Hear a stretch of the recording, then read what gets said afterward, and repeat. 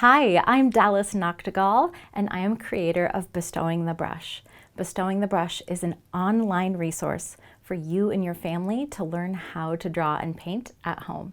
So I hope you have your things ready, but if you don't and you're just watching today, that's okay. Let's get right into it. I have some dirty water here that I rinse my brush out first in, and then I have clean water to mix paint with. This is a piece of foam core that I've attached to a little piece of foam core in the back, and it's holding up a tiny specimen for me. I have the same sized paper here as this screen so that I can get the proportions right when I go to draw. I have some fresh paint that I'll work with today, but you can also dry these in a palette and of course take them on a nature walk in a travel palette. I have a couple of brushes here. This is a size 8, this is a size 6. But the important part is that you're going to need a round brush for brush drawing, and I'll show you why. Also good is a brush pen. They're just a little different. They're a little more springy. So brush drawing its purpose is to teach really students how to see and how to appreciate beauty. So the way that Charlotte Mason says that we store our mental storehouse is by setting our eyes on something beautiful and concentrating on it and getting those images into our head. And drawing is a unique activity that helps us to do that. When learning brush drawing, you're really trying to learn how to manage your brush. And the way we do this primarily is learning how to do blobs and lines. That's how I like to start anyway. So this can mean consistently doing a few lines like this across your paper, pressing the brush down to get a different type of line weight. But as I did that, I did it without even thinking because I've done it so often. So what you're going to want to do in brush drawing is to hold the brush right here and just hold it loosely and let your arm be mobile from the shoulder. You don't want to rest this part of your hand, your palm, on the paper, and you don't want to hold your brush like a pencil. We don't want a crampy drawing. We want a really loose, gestural, free drawing. So that's why we hold the brush like this. And you can always use your pinky on your paper to help stabilize because it's kind of hard at first. Why don't you just try a few brush strokes and brush prints like I'm doing now? And you can do these in every direction. It's actually great to get to do your blind spot like this and all the way around the clock. This helps you know exactly what your brush is capable of and how much space you have to work with here. Now we're going to move on to seeing, and then we'll try to draw this. I want you to spend about a minute looking at your object. It has a stem that's probably the longest line in the whole specimen. It has smaller lines that all come out, and you can even take note of what the distance is here between this and this, between this and this. There's a smaller space here, and definitely a smaller space here from my angle. So what I will do when I go to paint this is I'll probably start down here. And you can do this exercise in the air. You can sort of paint in the air. You can just hover your brush over the lines that you see and do every little one, and then that'll get your mind ready to put it on paper. So I'll go into my green here. I've already told you my plan, so now I'll just paint and you can watch.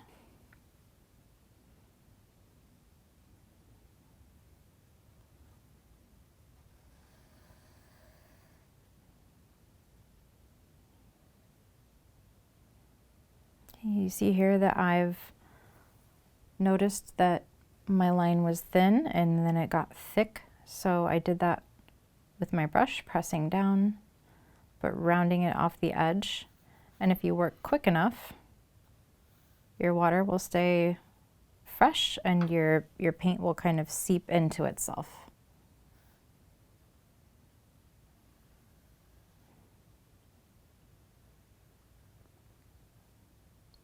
I find the most helpful trick is to really draw as quickly and as confidently as you can. Doing that initial looking at your specimen will really help you. It'll help you measure, and it'll help you be more confident once you get your pigment down.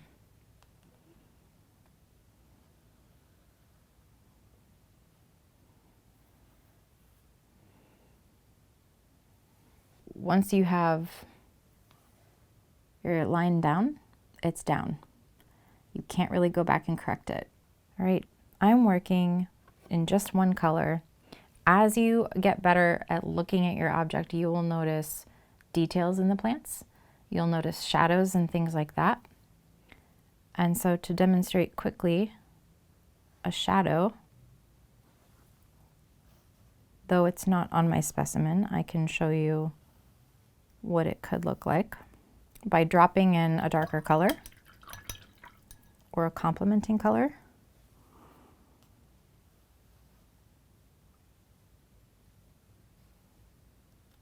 And I'm noticing that there's a shadow underneath these.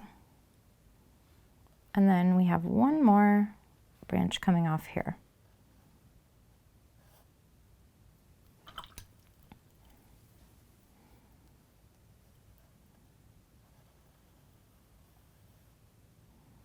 The more you draw, the more confident you'll be and the less timid you will be about drawing.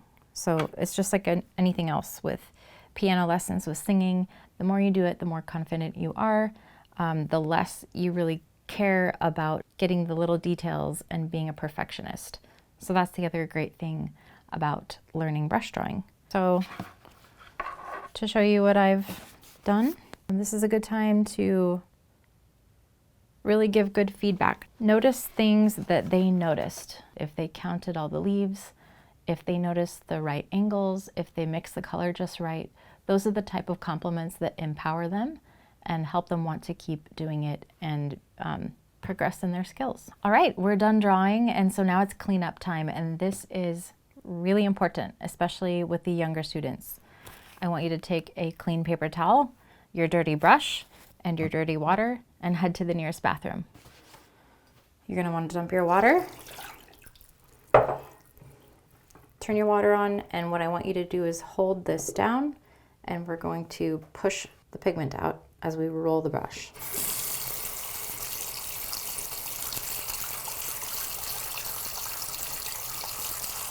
And then test it on your piece of paper, and when you don't see pigment anymore, your brush is clean. We're good. When you're done rinsing your brush, either put it on a brush rest or just lay it horizontally on a table to dry. So, in conclusion, brush drawing is a really great way for you and your students to learn observation, to grow your attention span. Brush drawing also very practically helps you in your nature notebook. If you or your student don't know how to draw, it can sometimes be kind of hard to make those nature observations and recordings in your notebook. It also helps with handwriting and other fine motor skills. You think of sloyd, cutting, any handicraft. Brush drawing really helps with your fine motor control. Now let's talk about comparisons. I know it's very common when you're around the table drawing with your students to have them looking over at their neighbor and comparing their work to your other students. To help you with that, I recommend getting them their own specimen. So their specimen is completely different from what their neighbor is looking at. Other than that, you can just gently coach your student that this is their work. This is their time to build their own skill. And they're not going to be at the same level as someone else. And you as the parent can help show that by doing your own work and messing up in front of them and reminding them that it's okay that you messed up, that you aren't looking just for the pretty picture either. Now, practically, you want to probably get ready for brush drawing the night before. I imagine you have 3 or 4 children that are all going to be wanting to do this, so make sure you have all the brushes, that you know where all the paints are, that you have your paper ready, your paper towels, and you have your cleanup plan. Don't forget your cleanup plan. You'll want to budget that within your time. And then the very last thing I want to encourage you with is free resources. Go over to my website at bestowingthebrush.com. Clicking the resources button takes you to see all the free resources that I offer. Drawing book recommendations, PNEU articles, a scope and sequence, links to art supplies, and free YouTube tutorials. You'll also see a page called Media at the top. That's where you'll find my YouTube channel, my podcast, and a link to my Instagram page, which is a huge extra resource in and of itself. And back to the home page, scrolling down will take you to see my video courses. My first course, Brush, Chalk, and Charcoal, Foundations in Drawing, will take you through all the necessary technical work of brush drawing that you need to know. I show a very clear view of what to do. I lead you through lots of practice and a variety of strokes, and even have very close-up side angle views of what the brush should do, even showing in slow motion for maximum clarity. Young students and beginners especially like this part. This is a course in general drawing, so it also has a few videos going over chalk and charcoal work. These 33 videos help you go from the blobs, lines, and designs to drawing specimens by observation. The intermediate course is called Framing Your World. I show you how to use a picture plane to flatten 3D objects into 2 dimensions. We go over many concepts like gesture drawing live models, how to see negative spaces, and I show you the technical ways to get these concepts onto paper. We will use a variety of media like color sticks and oil pastel, white and black media on different shades of paper, and much more. You'll learn the basics in landscape drawing and how to be resourceful in going no further than your own backyard to draw and paint.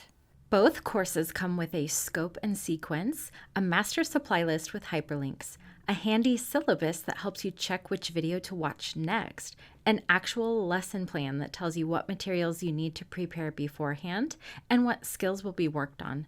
Plus, my favorite part is an entire sheet full of drawing prompt ideas that you can choose to work in between videos for extra practice. I couldn't resist. I have to show you the picture plane. This is something we developed here. It's easy to hold.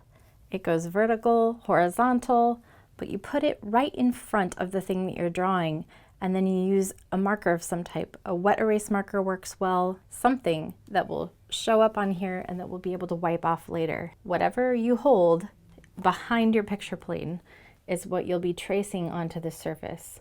So you can see that really it's a seeing tool to get your mind thinking, what actual shapes and what actual lines am I seeing? I encourage you to pick one of these up. That's in my shop as well. I have all of my courses on my Gumroad page linked from my website. You can get that anytime. And if you have any questions, please feel free to contact me. I love talking to you, love helping you guys out. Remember that Charlotte Mason said that with art, as with so many other things in a child, we must believe that it is there or we shall never find it. Thank you for letting me guide you in brush drawing today. I had so much fun. I hope you did too, and I hope you feel empowered and encouraged to start doing this in your homeschool today.